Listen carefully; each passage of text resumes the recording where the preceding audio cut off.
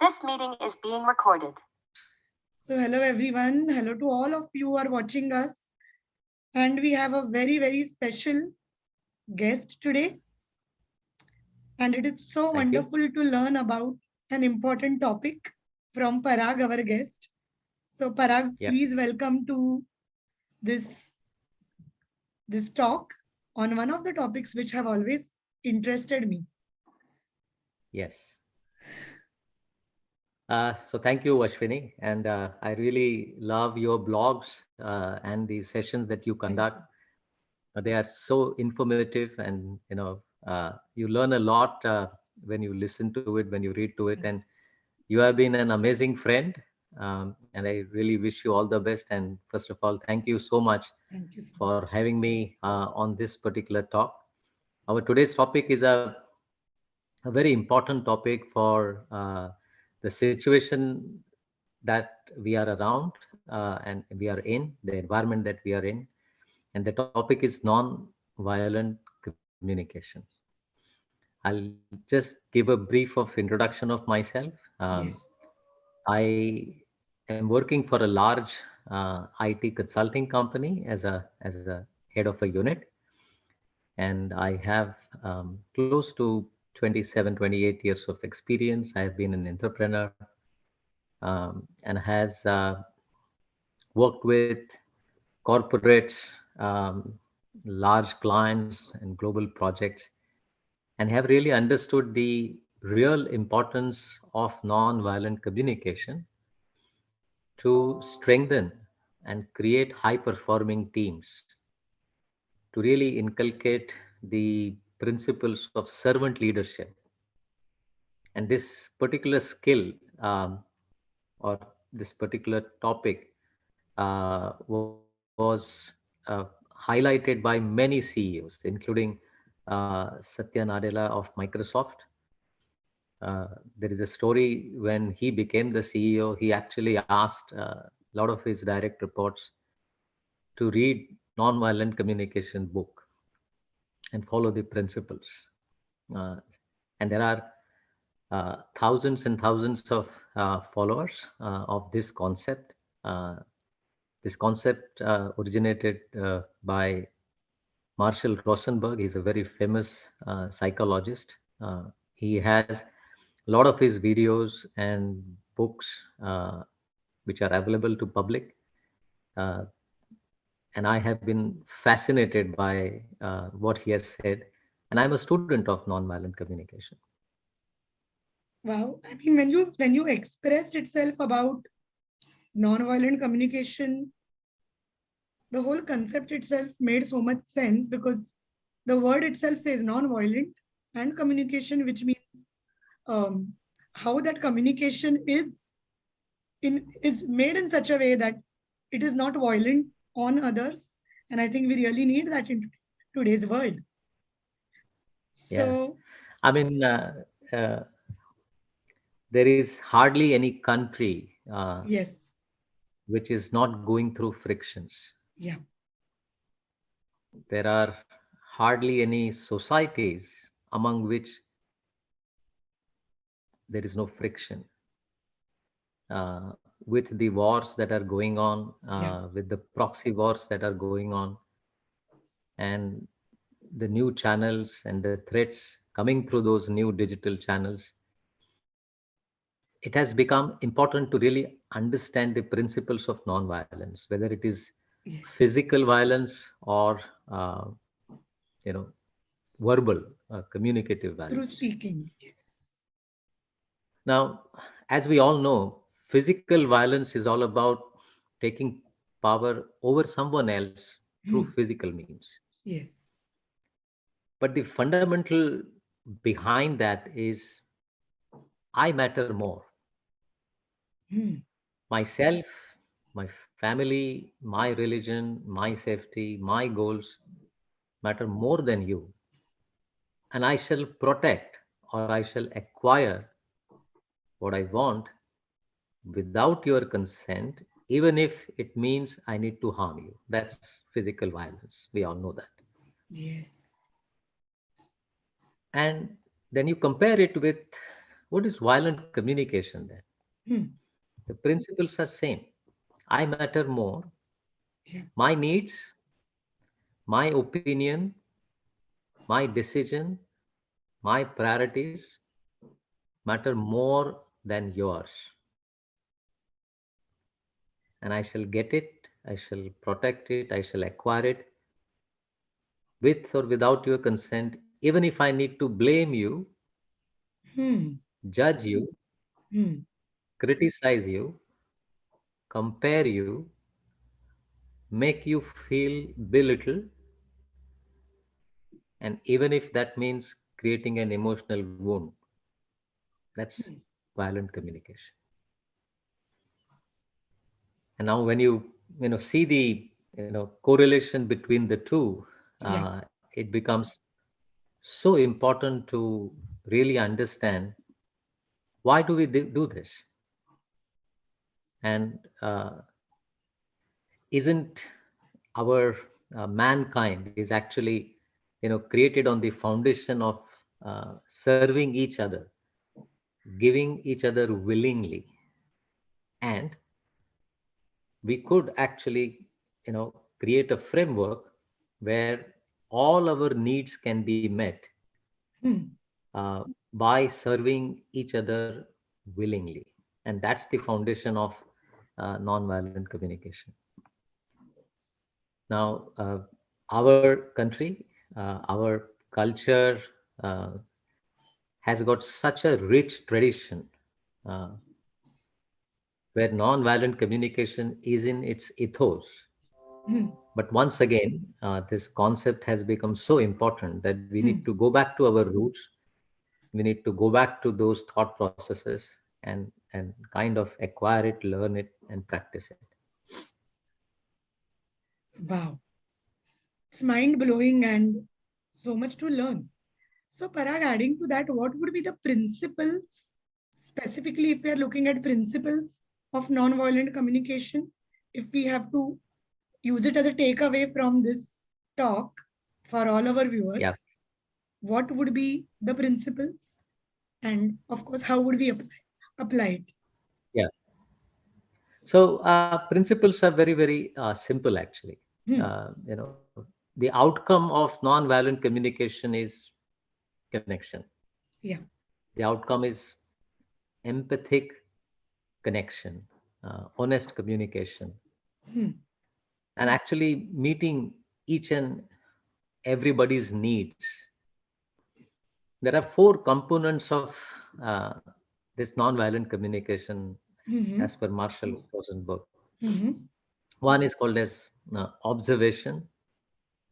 Um, the second is feelings. The Hmm. third is need, and fourth is the request. Now, these four components have to be understood well Hmm. to really practice nonviolent communication. I mean, let's start with a simple example. Okay, if someone comes late to your meetings, and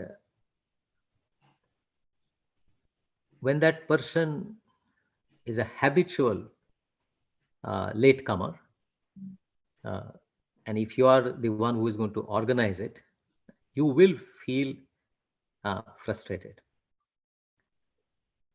and you will have to communicate to him Hmm. in a way where your need Yeah. for him to join the meeting has to be satisfied. Hmm. Now, how would you communicate? In general, a lot of people would say that, you know, Parag, it is rude for you to come late.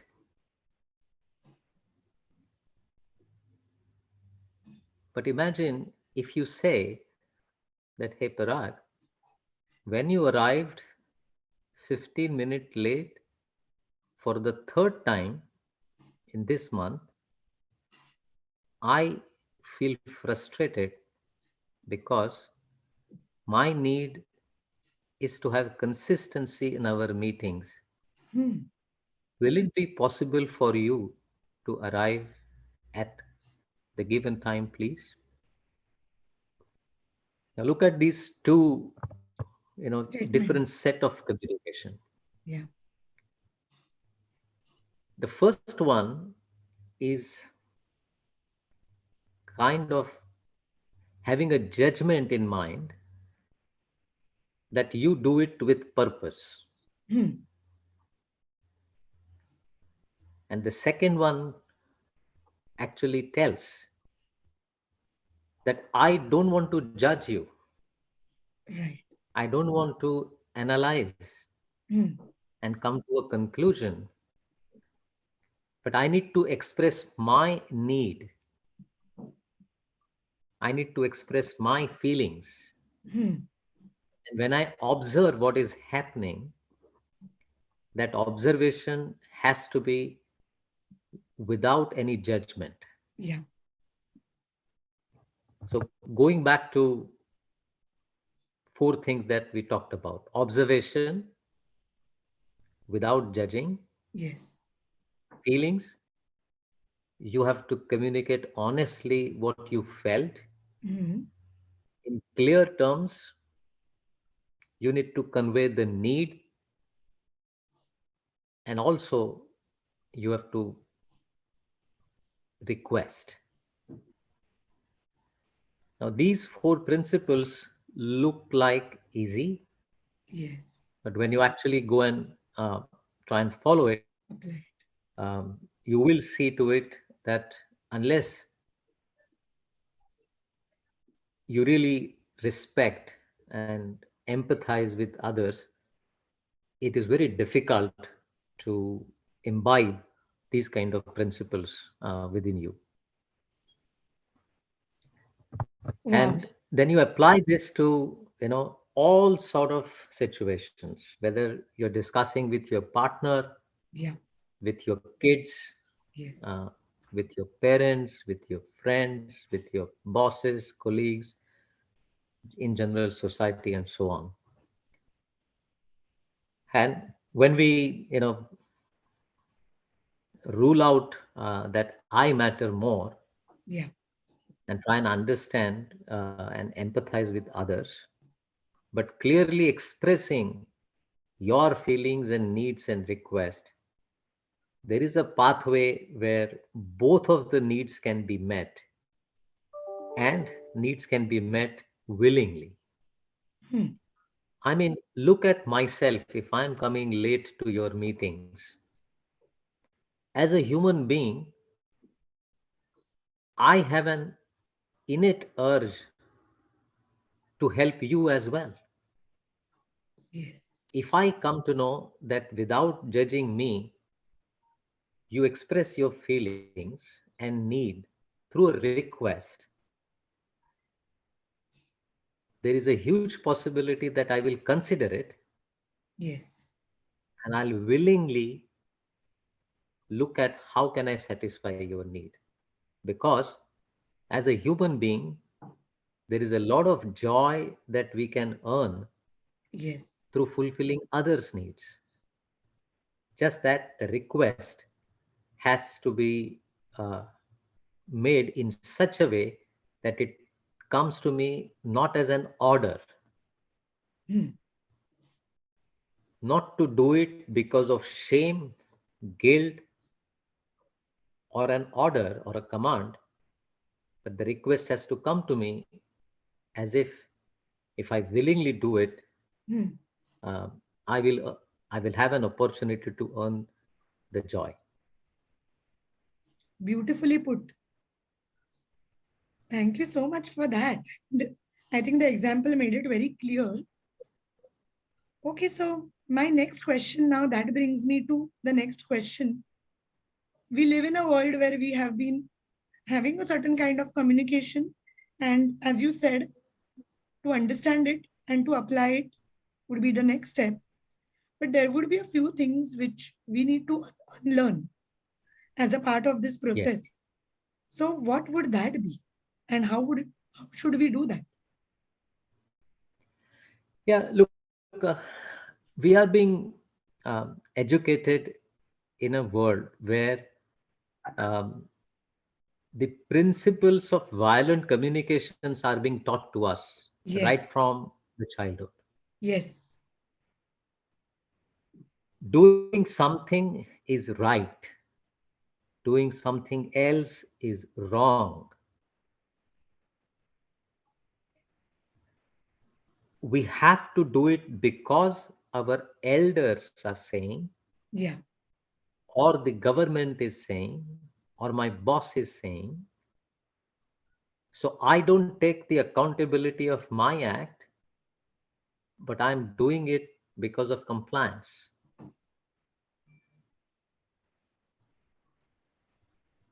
These things are taught to us through the society, through school, through our education, and from every angle. Yes.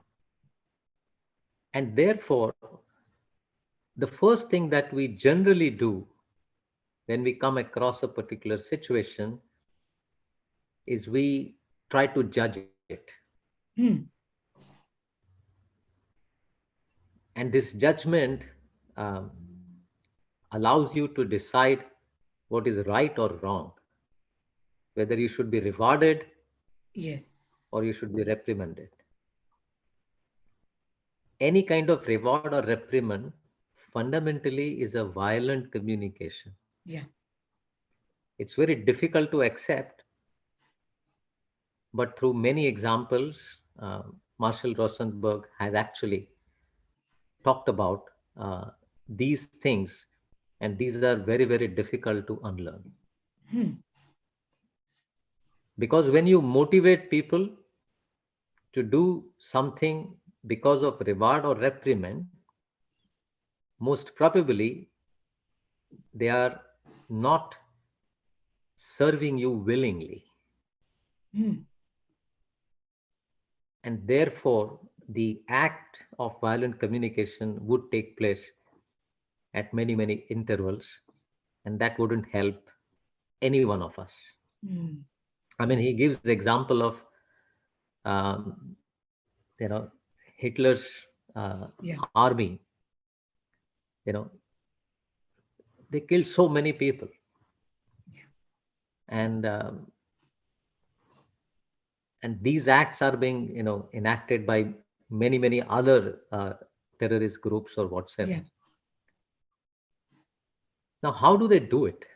What actually motivates them, or what actually pushes them to Hmm. do it? Uh, and the research says that these people don't take the accountability of the act, Hmm. because the accountability of the act is I am doing it for someone else. My my supremo ordered it, Hmm. or my religious guru ordered it, or my leader ordered it, and this is right and this is wrong. Therefore, I do it to comply with those frameworks, even if that means killing someone. Hmm. And that is very, very difficult to unlearn. I Hmm. mean, the way the violence is being taught is taught in all shapes and forms. Yes. It comes through uh, teachings, it comes through books, it comes through the acts, and therefore it becomes very difficult for us to really understand that my need can be met without harming others, Yes. and actually both the parties can meet their needs willingly.